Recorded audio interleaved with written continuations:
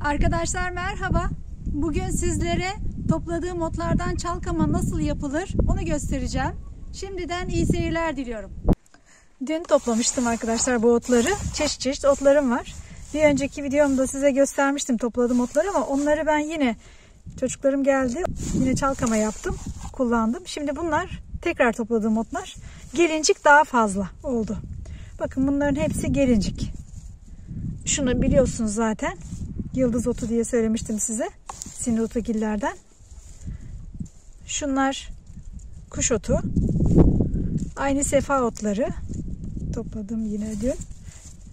Evet, sütlüce otlarımız. Böyle toplandığı için. Bu yabani marul otu arkadaşlar. Yine burada kara indibağımız var. Şöyle. Şahteri otlarımız var arkadaşlar. Tabii şahteri olsun, kuş otu olsun, bunlar çok hassas, gelincik otları. Çok hassas otlar. Yıkadıktan sonra böyle birazcık o iştahlarını kaybetmiş gibi görünüyor. Bakın burada yine mavi hindiba otumuz var. Bunu da kullanacağım. Çeşit çeşit otlar var. Hepsini kullanacağım. Burada labada otumuz var. Başka bakıyorum şöyle çeşitlere. İçinden hangi otlar çıkacak diye. Yıldız otunu söylemiştik zaten. Evet, aynı zamanda arkadaşlar bu iğnelik otumuzu da katacağız. Şu tohum kısımlarını atıyorum. Otlarım çok fazla. Bunların hepsini kullanacağımı zannetmiyorum. Geri kalanını yine farklı bir şekilde değerlendirebilirim. Bu sefer kavurmayı düşünüyorum. Soğanla kavurup ya yoğurtlu ya da yumurtalı yiyebiliriz. Böyle bolluk var burada maşallah. Çok da güzel büyümüş artık gelincik otları da arkadaşlar. Çok keyiflendim bunları toplarken. Bakın bunların hepsi gelincik.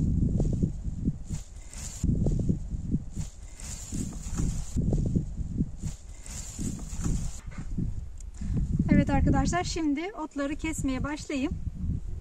Yanıma kaplarımı da getirdim.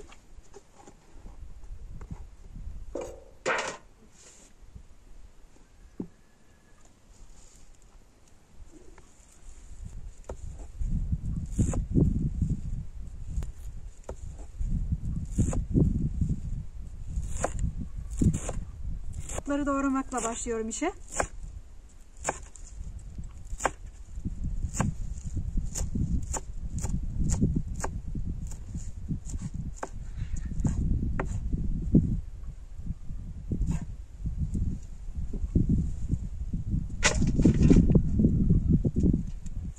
Bıçak da çok keskin arkadaşlar. Bir an korktum. Çok keskin bıçaklardan biraz uzak dururum. Çünkü elimi kesiyorum çoğu defa.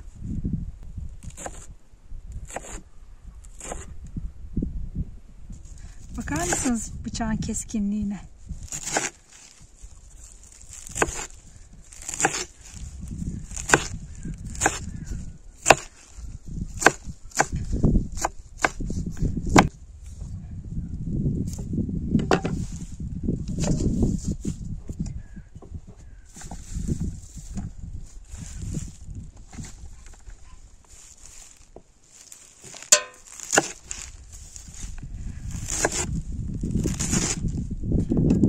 Tam da arkadaşlar ot zamanı.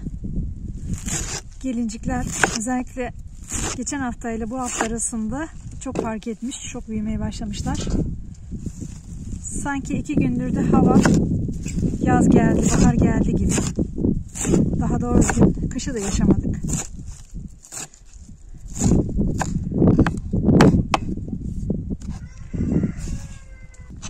Bunlarla normal marketlerden alınan, pazarlardan alınan yufkayla da börek yapılabilir arkadaşlar. İlla ki ıspanakla yapılacak diye bir kural yok. Ispanaktan çok daha güzeldir bu otlar.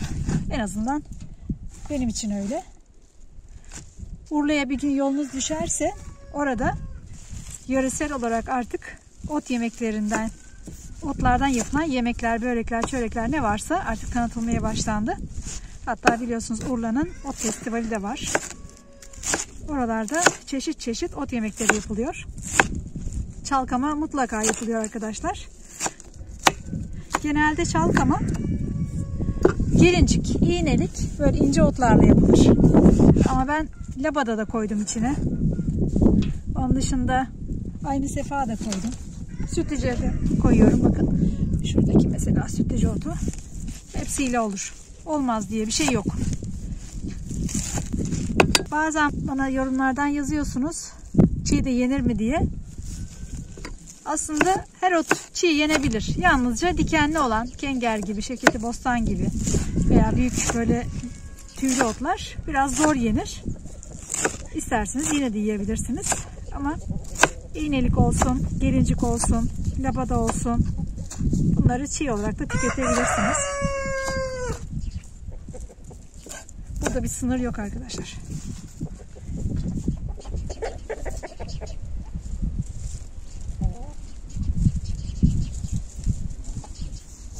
Evet. Otlarımızı doğradık. Şimdi hamur yapma aşamasına geçeceğiz. Yapması da çok keyifli arkadaşlar. Böyle çok fazla uğraştırıcı bir şey değil. Pratik. Kolay. Şöyle 250 milimlik bardağımız var. Bu şekilde dolduruyoruz. Döküyoruz. Bu da zaten içindeki, ölçtüm ben. 250 milimlik bardaklarla 2 tane su bardağı un koyuyoruz. Üzerine de aynı bardaklarla 3 bardak su ilave ediyoruz. 1 2.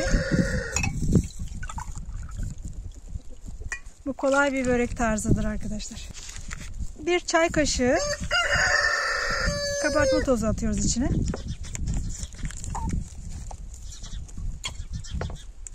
...100 milim çay bardaklarından tam doldurmadan şöyle zeytinyağı ilave ediyoruz. Ayçiçek yağı da kullanabilirsiniz. Şöyle bir parmak kalacak şekilde döküyoruz. Genelde bu yağlı olan bir hamur işidir. Şimdi bunu çırpıyoruz arkadaşlar çırpıcımızla.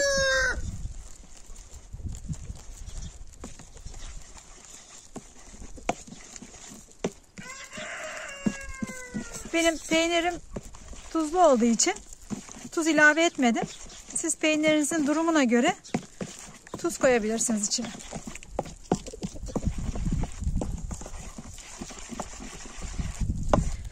Şöyle çırpıcıyla hamuru suyla iyice homojen hale getiriyoruz. Şöyle göstereyim.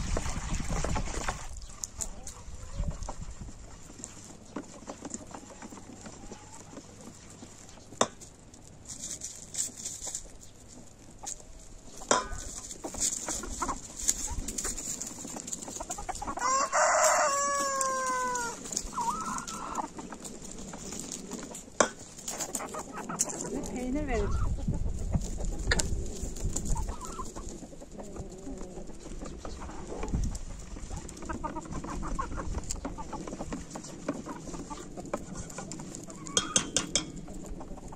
Sıvı olan hamurumuz oldu.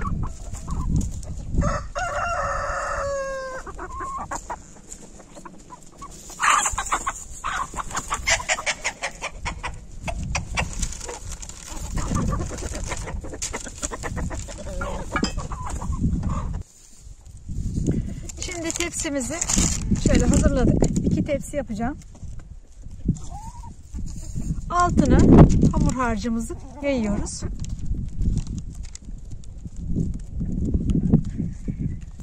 Biraz daha koyayım ki altı tamamen kaplasın. Şöyle otlarımızı gelişigüzel tepsimize yayıyoruz.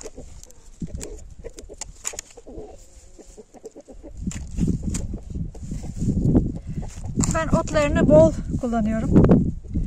Hamuru genelde az olsun diye. Şöyle elimle de bastırıyorum. İyice yesin. Hamurla otlar karışsın diye arkadaşlar. Biraz daha koyalım. Şu köşelere de gelsin. Tam çekim esnasında arkadaşlar telefonun azizliğine uğradım. Yeterli alan kalmadığı için gidip bilgisayarımı açtım. Videoları yükledim. Şimdi tekrar kaldığım yerden devam ediyorum. Dediğim gibi otları bol kullanıyorum. Siz az da kullanabilirsiniz. Özellikle şimdi peynirleri gösteriyordum arkadaşlar size. Lor peyniri gördüğünüz şu normal yağsız peynir, kaşar peyniri ve bu da tulum peyniri. Bunları ben kendi evimde şu anda mevcut olduğu için bunları kullanıyorum. Siz istediğiniz peyniri kullanabilirsiniz. Normalde lor peyniri kullanılır arkadaşlar çalkamanın içine. Çünkü o dönemlerde en çok evlerde lor peyniri vardır. Herkesin alım gücü çok fazla olmadığı için. Ama şimdi artık istediğimiz peyniri katabiliyoruz çalkamanın içine. Dediğim gibi siz nasıl arzu ediyorsanız o şekilde yapabilirsiniz. Şöyle dağıtayım bunları. Yine arkadaşlar bu arada kanalımda daha önce çalkama nasıl yapılır, Urla çalkaması diye video paylaştım. Oraya da bakabilirsiniz. Tarifi orada da mevcut. Ben bu videoyu siz istediğiniz için çektim. Nasıl yapılır diye. Genelde eski videolarımda birçok tarifi veriyorum. Bol olursa daha da güzel oluyor peynir. Şimdi bunun üzerine şöyle biraz daha otları koyup pişerken peynirler yanmasın diye otlarla gömüyorum. Ben şu bitkilerin köklerini de çok seviyorum. Şu radikanın kökü de çok güzel. Ama bunu diğer yemekte kullanırsam daha iyi. Şöyle bastırıyorum şimdi. Bastırabildiğiniz kadar bastırın, ezin. İyice birbirine homojen bir şekilde karışsın. Şimdi bunun üzerine kalan harcı koyuyoruz arkadaşlar. Genelde harcımızın 3'te 2'si alt zemine, 3'te 1'i de üste konuluyor. Ama ben bir tane daha tepsiyi şu anda yapacağım için kafama göre rastgele yapıyorum.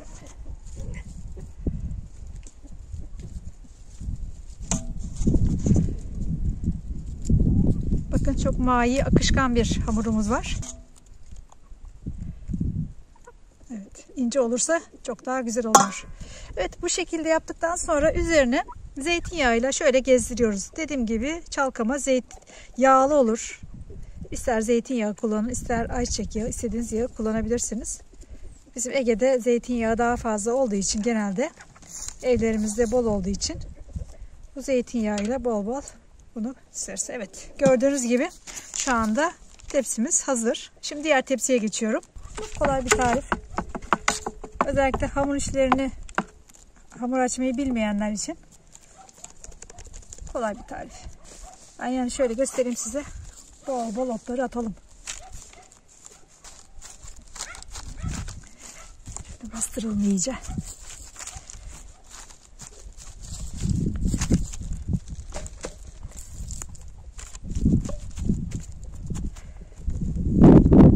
Üzerine yine kalan peynirimizi de şöyle dağıtalım.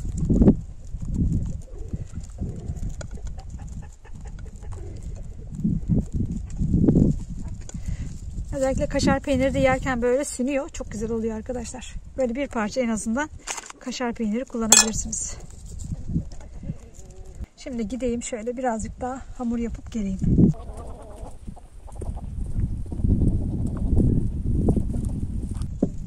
Evet arkadaşlar, yeni harcımı yaptım.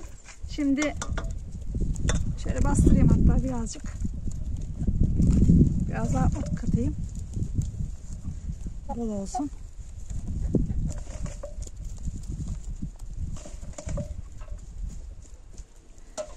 Aslında otların hepsini de kullansam olur. Kalmasın.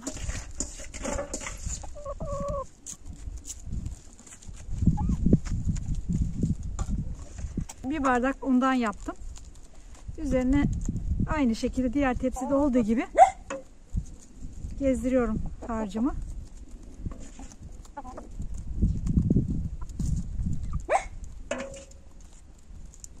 Böyle otlar görünebilir. İlla ki hamurla kaplanacak diye bir kural yok.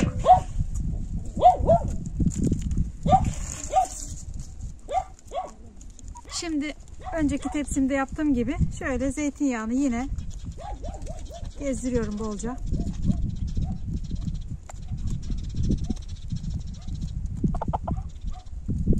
Kahvaltı için birebir bir tarif arkadaşlar. Yapımı çok kolay. Hamur işiyle hiç ilgilenmeyenler bile bunu çok rahat yapabilirler. Evet. Bizim yaptığımız çalkama pişmeye hazır. Evet, gördüğünüz gibi arkadaşlar bu şekilde göründü. Bol otlu. Küçük olan borcamdaki de böyle. Bakın zeytinyağını emdi artık içinde. İsterseniz üzerine biraz yoğurt da koyabilirsiniz. Daha güzel kızarsın diye ama bu şekilde zaten ben yapıyorum. Çok da güzel oluyor.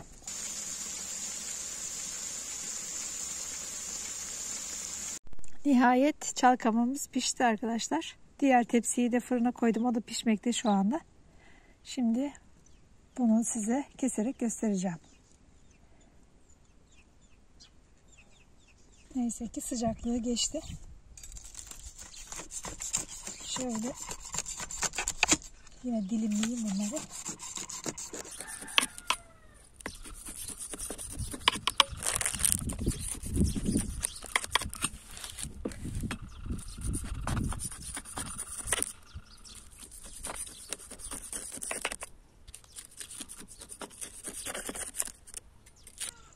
Parçalamadan çıkarmaya çalışıyorum.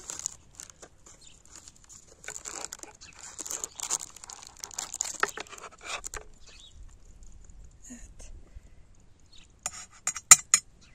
Şu kısmı hemen ayırayım.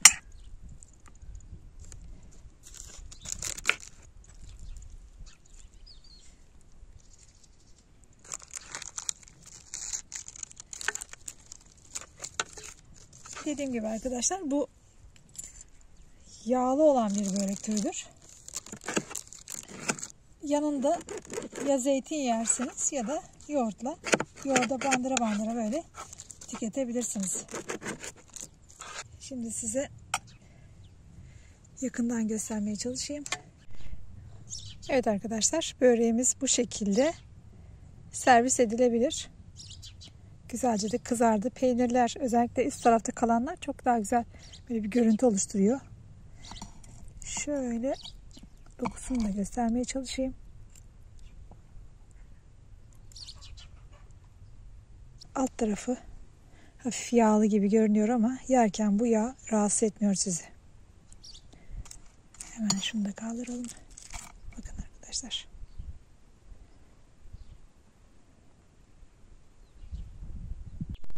Çalkamamız bu şekilde oldu arkadaşlar. Başka bir videoda görüşmek üzere. Hoşça kalın.